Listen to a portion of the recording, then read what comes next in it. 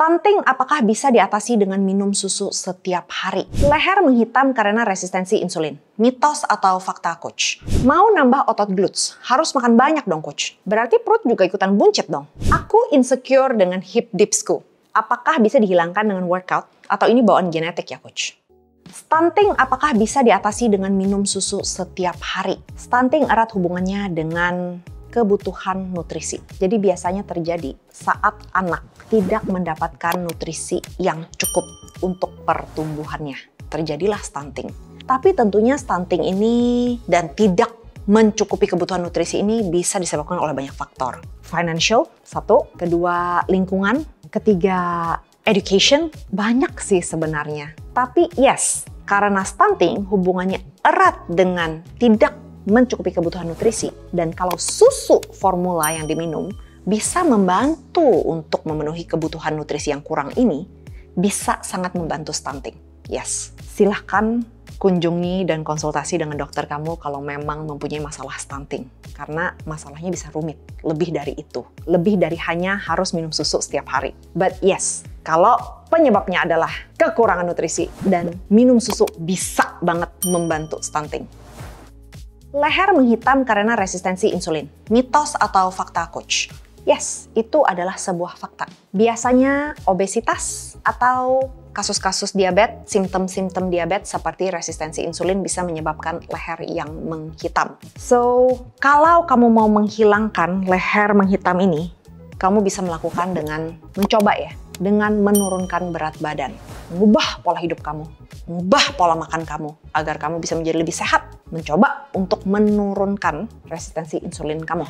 Ini mungkin bisa membantu menghilangkan atau ya memudarkanlah warna hitam yang ada di leher. Akankah hilang total? Depends, tergantung situasinya, tergantung masing-masing orang. Ada yang masih ada warna ya discoloration gitulah ya.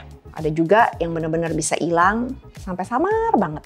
Ada juga yang enggak. But it's worth a try. Toh juga kamu udah mempunyai metabolic syndrome. Mendingan kamu bikin sekalian badan kamu untuk bisa menjadi lebih sehat. Dengan menjalankan pola hidup yang lebih sehat, dengan melakukan defisit kalori, turuni berat badan supaya nggak obesitas lagi, atau supaya kamu bisa lebih sehat, pilih makanan yang bisa membantu kesehatan kamu. Mulailah berolahraga, jalani pola hidup sehat supaya kamu bisa menjadi lebih sehat. Mudah-mudahan leher hitam kamu pun memudar dan kamu bisa lebih ganteng lagi atau lebih cantik lagi. Oke?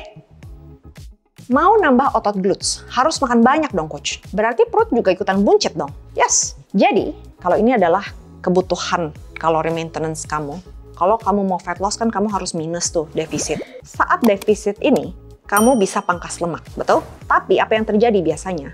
Massa otot kamu juga pasti ikut hilang. Apa yang kita lakukan saat defisit kalori ini adalah untuk memaksimalkan fat loss dan meminimalisir kehilangan massa otot. Kalau kamu mau nambah otot, itu kamu harus go the other direction. Kamu harus surplus. Karena otot kamu nggak bisa nambah tanpa makanan atau asupan yang lebih. Jadi kalau mau nambah massa otot, kamu harus go surplus. Berarti makannya banyak. Berarti apa yang bisa menemani penambahan massa otot ini adalah penambahan massa lemak juga. Sama kayak defisit tadi. Tapi ini nambah. Nah, jadi fokusnya saat kamu melakukan bulking ya atau surplus kalori ini adalah untuk memaksimalkan penambahan massa otot dengan terus menambahkan beban olahraga kamu, progressive overload, sambil meminimalisir penambahan massa lemak yang berlebih. Gimana caranya? Pilihan makanan. Itu akan sangat bantu. Kalau kamu merasa, berarti gue boleh makan banyak dong, berarti gue boleh makan apa aja dong, terus makannya nyampah, sembarangan makan, itu pasti kamu udah dirty bulking. Fat yang bertambah saat kamu surplus kalori itu pasti lebih banyak daripada kalau kamu clean bulk.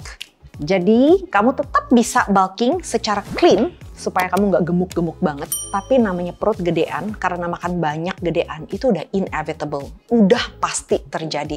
Tapi nanti kan bisa dikecilin lagi dengan fat loss. So it's okay lah. Ya kan? Fokus-fokus. Pilih salah satu dulu.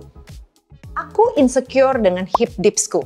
Apakah bisa dihilangkan dengan workout? Atau ini bawaan genetik ya, Coach? Yes, ini bawaan genetik. Jadi hip dips itu biasanya dipengaruhi oleh rangka tubuh kamu. Rangka pelvic kamu kayak gitu, ya pasti kamu ada hip dips. Tapi apakah bisa dibenerin?